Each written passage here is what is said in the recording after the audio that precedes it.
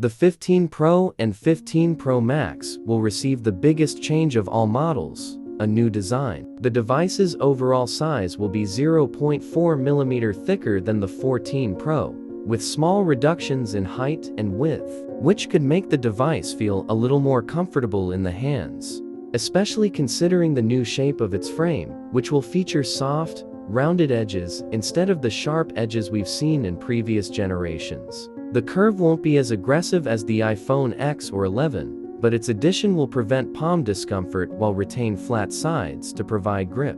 And instead of stainless steel, Apple is opting for titanium on the 15 Pro models, similar to the Apple Watch Ultra. We know the material will likely be used in the 15 Pro's frame, but we don't know if it'll extend to the back. But even so, the use of titanium should reduce the device's overall weight by 8 to 12%, which would be especially helpful for the larger Pro Max model.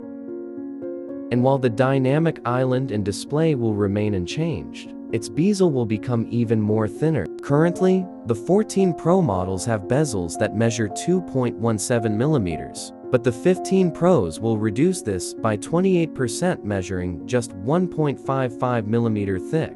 That would set a new record for smartphone bezel thinness. On the sides, you'll find completely new solid-state volume, power and action buttons, which will use haptic engines to stimulate clicks without the buttons actually moving, similar to the effect Apple uses on their MacBook solid-state trackpads. What used to be separate volume buttons will likely be combined into one longer button, with the volume changing direction depending on where you press. But the big change comes to the mute switch, which will be replaced by an action button, something we've already seen on the Apple Watch Ultra.